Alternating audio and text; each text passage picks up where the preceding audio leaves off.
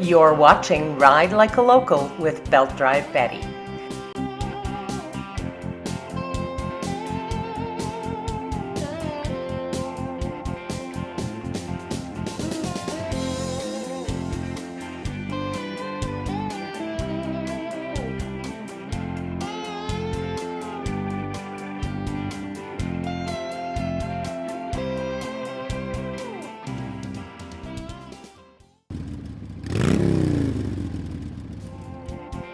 So that's our little special on the future of motorcycling. I think it looks like it could be in very good hands.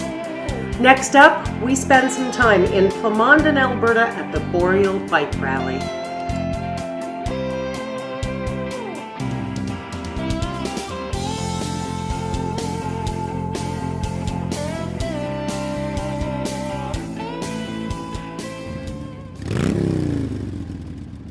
I'm in Plamondon, Alberta. Beautiful little town, French place, in case you haven't figured that out by the name Plamondon. Beautiful little community nestled on the edge of the boreal forest. And the crew up here that loves to ride bikes decided they wanted to share their little part of heaven with the rest of us, so they decided to start an event called the Boreal Biker Rally. Mel Kuprowski, one of the brains behind this little event. So, Mel, why the Boreal Bike Rally? Well, first, bonjour, and welcome to Plamondon. I'm Ukrainian, but I'm learning French. Why Plamondon? The venue is fantastic here. I'm with the Lac La Biche Lions Club, so this is basically a fundraiser for us. With our ride, we're raising money for a young man that's losing his sight. So we got him a reader trek last year. This year we're looking to get him a Mac Pro computer with voice recognition. And then we'll take on another individual that has sight impairment and then help that out with the ride. So the riders basically, for that one, they just do by donation. The rest of it, we're just having fun. So quite a few of us ride. And like Renee was saying, we just wanted to get together, share the fun and joy of riding with other people in the community. Get more riders out there, especially young ones. We're getting old, so young people start doing some riding. And that's basically it. You know, it's fun. We're having a great time. So tell me a little bit about this fundraiser. I'd heard a little bit about the name of the ride being called Mikey's Sight. Who is Mikey? Tell us a little bit about him and why he needs help. Well, Mikey Piontek lived all his life in Plamondon here. He was born, he had a birth defect that basically is causing him to lose his vision. He's in his early 20s, and he still sees a bit, but it's going down. Mikey did very well at school, loved computers, and his dream is to become a computer tech. When he came and with his mom and they presented to the Lions, to our Lions Club, the thing that got us especially, and we all, as big guys, tried not to cry, when he said he just didn't want to be a burden to his parents. And that's why he wanted to become a computer tech. We said, we'll take him under our wing and we'll get him whatever computer equipment he needs.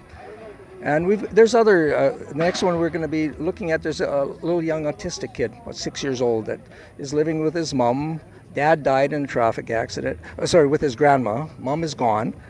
So Grandma doesn't have the money to get the equipment that he needs. So those are the kind of folks that we help in our community. So whatever we do in fundraising stays in our community. We help our own people. And that's an important thing is that when you come to visit a community that you're leaving it better than when you came. So the idea is that you come to Plamondon, you learn about this cause, you leave $20, maybe $50, maybe $100, you have some beverages, you make some friends, and when you leave town, it's a little bit richer because you were here and you were helping out with a great cause. Mel, let's talk a little bit about how many volunteers it's taken to help you guys get this. This is only in its second year. Mother Nature was not very kind at all as far as getting people here, but there's still a pretty good local crew, 50, 60 people kicking around here right at the moment during the games. Everybody's here for this purpose. How many volunteers did it take to help you guys get this stuff organized? Probably about 15 of us. The Lac La Biche Lions Club, the Apostles Motorcycle Society here. We got some folk from the local art club, helping us out, and other just individuals like Clint Lowry. He's in his mid-70s, and he's just helping out. He helps out all kinds of stuff in this. I was going to say also, the other big thing is we have such a beautiful boreal forest area, and that's why we call it. And we want people from outside our area come and just see. And we're trying to promote motorcycle tourism. We'd love bikers to come up here, share our country with, not just for the rally for sure, but also other times of the year. We're involved in events like, even in the winter, we do a festival of speed, which among, racing cars, dragging sleds. We also have motorcycle, ice racing. So, we wherever we can find bikes, we try and keep things going year round. And that would be a great reason to come out and check out the Lac-La-Biche Plamondon area. You guys have a website. What is that? If you go to classicwheels.org, it basically shows, on there we've got information for the Boreal Bike Rally, as I mentioned, the Festival of Speed, Winter Festival, and also the Mud Bogs. And the latter two, the Mud Bogs and the Boreal Bike Rally, are held here, and the Festival of Speed we hold on Lac-La-Biche Lake. So come out and check us out all seasons. And that would be one of the great reasons to come out to the Boreal Bike Rally, is to meet people like Mel, who can tell you what this region can offer you all year round. When we come back, we'll be back at the Boreal Bike Rally with a few more interviews. On the Alberta-Saskatchewan border is a welcoming city that was recently crowned as Canada's most rider-friendly community of 2017, Lloydminster. From rider-friendly businesses to great events, Lloydminster, Canada's most rider-friendly community. Come experience it. I'm at the Boreal Bike Rally in Plamondon, Alberta. It's a second-year event, and I'm being joined right now by a man everybody here calls Trooper. His real name is Don, and he's with the Apostles Motorcycle Society, which is also a motorcycle ministry. Let's talk a little bit about why the Apostles got involved with this. Well, we're always trying to help out what the community needs are here in our town, in our county of Lac-La-Biche. And the Lions Club approached us and asked if we would cooperate with them in putting on a motorcycle rally here in our community. So we said, well, we can do part of it. Being a Christian organization, we have to watch where we walk and where we go, but this is a very clean, family-oriented operation, and we're more than happy to try to help out. And so you guys are largely responsible for organizing the rodeo games and for making sure everybody stays herded together on the poker run. Well, it's always a challenge to ride a bunch of people together, to keep them all safe and to keep them coordinated, and they need to know where to go and where we're going, and to get them down there and back, it takes practice. But we did a real good job today. The folks rode well, and not one incident. Nobody got mad at us. We never got no fingers, no nothing. So, hey. Holy, that is a bonus. And these games, you guys have been steady putting on games for about the last hour and a half. A lot of work, isn't it? Yeah, I'm not young anymore. But it's always fun, and it gets me charged up. And we've been putting on these rodeos now for over 40 years. And so it just gets to kind of flow with us. And this one here has just gone great. Once you get the people involved and you get them working together, the competition starts to rise up. And before you know it, everybody's laughing and having a good time. It's awesome. I love it. It is. When we come back, more Boreal Bike Rally. Excellent. In the heart of the Canadian Badlands is Drumheller, runner-up community in Canada's most rider-friendly community contest 2017. We invite you to come experience the hospitality, drink in the views of one of Canada's most unique and haunting landscapes, Drumheller, Alberta.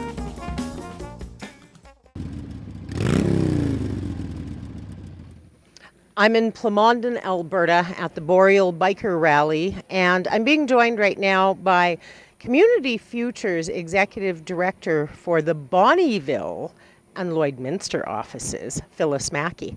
Phyllis, what are you doing out here? I just thought I'd come and join you for the day. If there's bikes, I want to be there. And not only does she want to be there, but she loves to ride her bike and has just come off of some pretty good gallivanting this summer. I'm going to do some more, too. I'm going on vacation, and I'm going to spend 2 weeks on two wheels, so yeah. Wonderful. So, your community Lloydminster that you have an office for just recently won Canada's Most Rider-Friendly Community Contest. What do you think that's going to do to invigorate the motorcycle community there? I'm really hoping that it puts a different slant on motorbiking for a change. You know, I mean, there's still that segment of the population that cringes when they hear the bikes come into town instead of getting excited. And I'm really, really hoping that we can put a totally different slant on that and get people to really understand the amount of charity work that people on bikes do, the amount of money that they spend in the communities. And as you well know, I mean, we can only go a couple of hours before we have to stop, and we want something to drink, we want something to eat, we need a place to stay, because we're not packing our campers behind us most of the time. So I'm really hoping we can do some education pieces around this. I'm hoping so too, and I'm thinking that, you know, a community event like this one where they're raising money to help a young man who in his early 20s is losing his vision. What a wonderful reason for a whole bunch of people to get together and enjoy themselves. Absolutely. And every time you get a bunch of bikes together, there's usually a good, valid charity reason behind it. Mm-hmm. So can we talk about the toy run on the 15th? Absolutely. So Bordertown Hog will be hosting their 8th annual toy run on September 15th in Lloydminster. And that's when we're going to be doing the presentation for Canada's Most Rider Friendly. Yes. So I'm really excited about that. It's going to be a wonderful day. They have 2 highway signs. Of course, Community Futures has sponsored one. Our company has sponsored the other. And they're going to get their trophy. And we're going to do some videotaping and getting to learn who these people are in this community and what makes a border town like Lloyd some place that riders are so proud to be from and enjoy being in. You know, I think we're going to wait till we're there and we're going to talk about that, because there's a whole bunch of people there that ride there regularly that I have lined up that I want you to talk to, because I think each and every one of them has their favorite road and their favorite ride and their favorite reason for wanting to ride there. So I'm actually really looking forward to the opportunity to talk to them about that. And I am too. But right now, the sound of rubber awaits.